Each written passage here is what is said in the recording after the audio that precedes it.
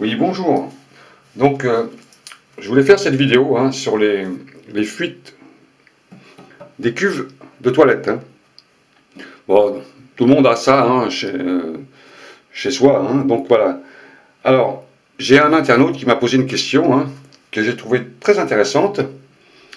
Comment peut-on savoir d'où vient la fuite dans les toilettes? Alors, je vais être très simple et vous allez comprendre tout de suite comment on peut détecter une fuite dans une cuve de toilette. Dans une cuve de toilette, vous avez la chasse d'eau, vous avez le flotteur avec un joint de membrane ici. Alors c'est une membrane qui permet à l'eau, avec la pression, quand le flotteur est à niveau, de stopper l'arrivée d'eau. Donc elle se ferme quand le niveau de l'eau est correct, la membrane qui est à l'intérieur, elle se ferme. Il peut arriver que la membrane soit déchirée, donc on aura une fuite. Attendez, c'est pas fini. Vous avez le joint de la chasse d'eau. Alors ça, c'est un mécanisme qui permet de libérer l'eau de la cuvette. Donc ça fait déjà deux possibilités de fuite. Ou bien le joint de chasse d'eau qui se trouve en dessous de la chasse d'eau. Je vous montre. On va prendre son temps pour faire ça, que les gens comprennent bien. Alors, au fond, vous voyez où j'ai mis la lampe.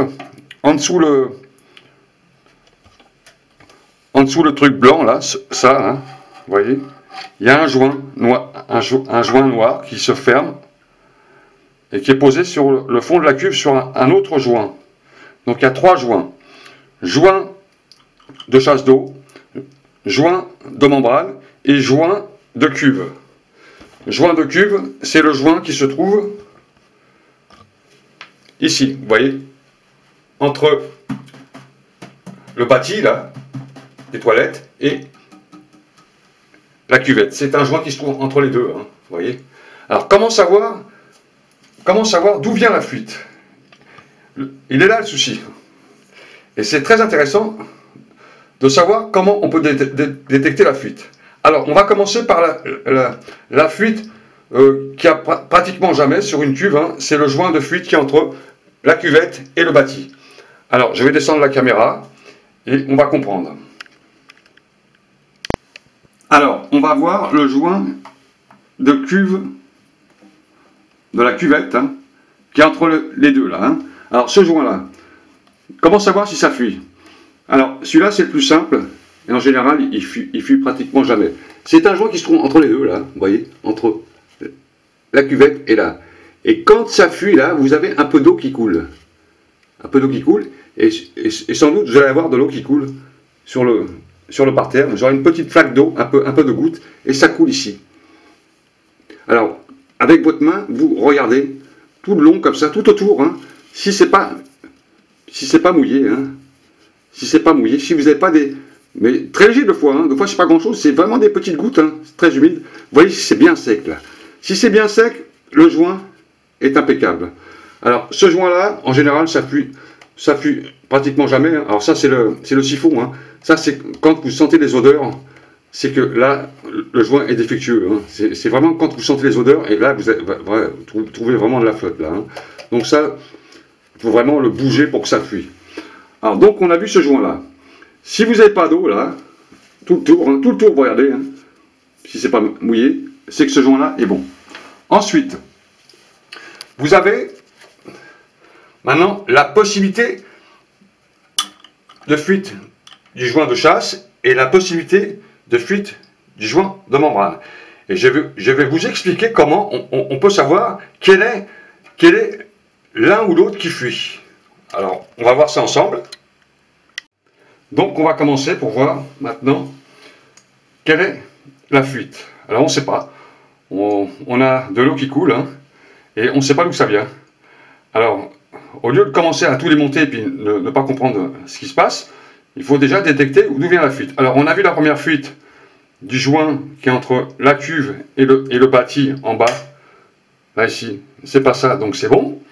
Maintenant, il nous reste le joint de la chasse d'eau et le joint du flotteur. Pour savoir lequel des deux fuit, on va faire une petite démonstration. On voit bien, ce flotteur, il recharge. Il recharge, hein, quand j'appuie dessus. Hein. Il se met à niveau. Alors que c'est la membrane, elle se ferme. Hein. Quand il n'y a pas assez d'eau, le flotteur descend, il se remet à niveau. Et ça fait du bruit quand ça fuit. Hein. Ça fait un petit bruit comme ça. Donc, ça vous avez compris le fonctionnement. La chasse d'eau. Quand ça fuit, vous avez dans votre cuvette un petit filet d'eau hein, à l'intérieur des toilettes. Hein, avec une lampe électrique, on le voit bien. Hein. Ça se détecte. J'ouvre les cuvettes. Alors, quand c'est le joint de chasse d'eau, hein, vous regardez bien dans votre cuvette. Hein, vous avez peut-être un petit filet d'eau qui coule. Alors, avec une lampe électrique, on ne le voit pas, hein, c'est pratiquement invisible. Avec une lampe électrique, vous vérifiez s'il n'y a pas juste des petites gouttes d'eau qui tombent, un petit filet, un petit ruisseau, mais vraiment presque invisible. Hein. Ça fait pas de bruit, ça fait pas de bruit. Et c'est pour ça qu'on ne comprend pas, hein, deux fois. Et ensuite, on entend le flotteur. Le flotteur, qu'est-ce qu'il fait, lui? Il se réajuste. Le flotteur, c'est ça. Il se réajuste par rapport à la fuite.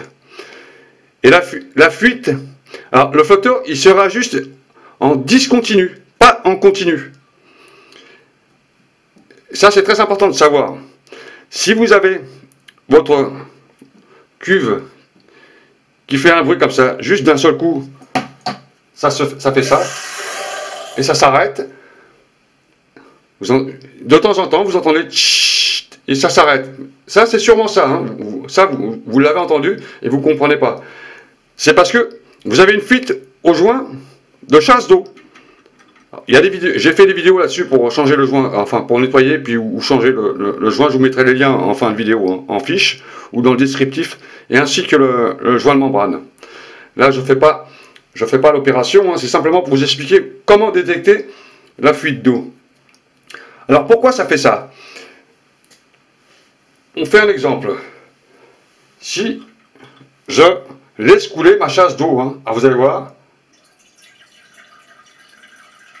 ça va mettre un peu de temps. Hein.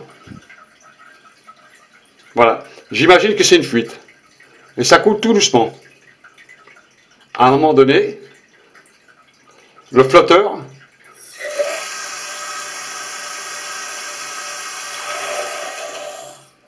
voilà. Alors je continue. Il s'est rechargé. Voilà. La fuite du joint de chasse d'eau, elle est continue. Mais toute petite, parce que c'est peut-être des grains de sable ou du calcaire. Voilà, on attend un peu.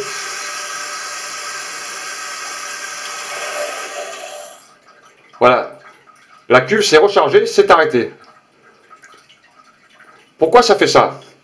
Parce que le filet d'eau qui coule sur le joint de chasse, il est infime.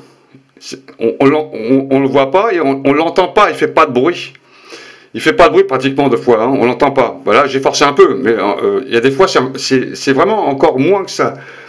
Et la pression d'eau qui arrive dans la membrane, vous voyez, elle s'est remise en route, la pression d'eau dans la membrane, elle jaillit plus vite, elle va plus vite, elle envoie de l'eau très très vite. Et elle recharge plus vite que le niveau d'eau s'est rebaissé. Et c'est pour ça qu'elle marche en intermittence. Alors si vous avez ce bruit en intermittence, hein, en discontinu, c'est le joint de cuve. Mais admettons, si vous avez simplement votre joint de membrane qui fuit, regardez ce que ça fait. Et vous allez comprendre. Alors je vais faire au maximum pour remplir la cuve, pour qu'il arrive au... Mais il s'arrête automatiquement hein, quand ça fuit, hein, il s'arrête. Mais vous allez voir ce que ça fait.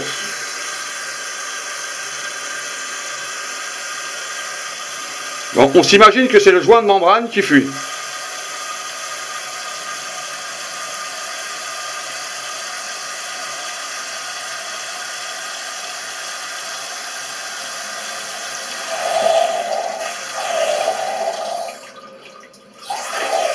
Alors, le joint de membrane, il fuit.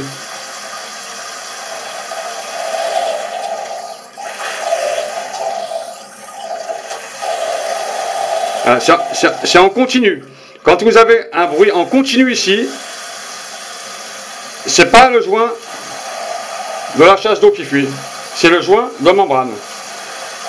Mais la cuve, elle ne se remplit pas. Quand c'est le joint de membrane, la cuve, elle ne se remplit pas. Parce que automatiquement, elle libère la chasse d'eau. Parce que c'est par rapport à la pression d'eau. Donc, c'est pour ça qu'on n'a pas de débordement d'eau sur le tour. C'est que quand la membrane, elle fuit, donc elle ne fait pas le niveau, elle continue à remplir la cuve. Mais à un moment donné, hein, les ingénieurs, ils ont calculé pour que la pression d'eau, elle libère, c'est une sécurité, elle libère automatiquement la chasse d'eau de façon à ce qu'on n'a pas des débordements. Vous voyez? C'est très ingénieux hein, comme système, hein. Attention, hein.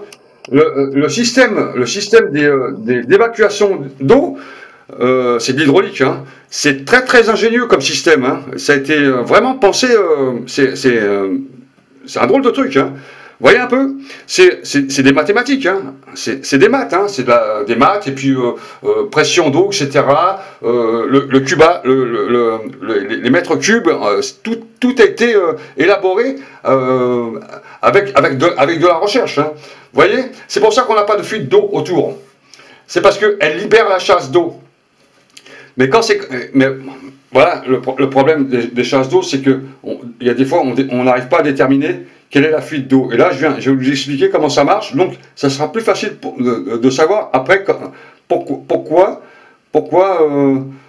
j'ai une fuite ou au joint qui est en bas. Ça, c'est très rare, le joint en bas, ou la chasse d'eau, ou le joint de membrane. Hein. Il y a 3 fuites. Et avec ces explications, vous pourrez déterminer à peu près d'où vient la fuite. Hein. Alors très simple, hein. Quand c'est la chasse d'eau, c'est intermittence. En intermittence. Hein, ça fait comme ça. Voilà. On attend un peu, peut-être 20-30 secondes, et hop. Ça, à mon avis, ça vous est peut-être arrivé d'entendre ça. C'est le joint. Ensuite, quand c'est continu, ici, là,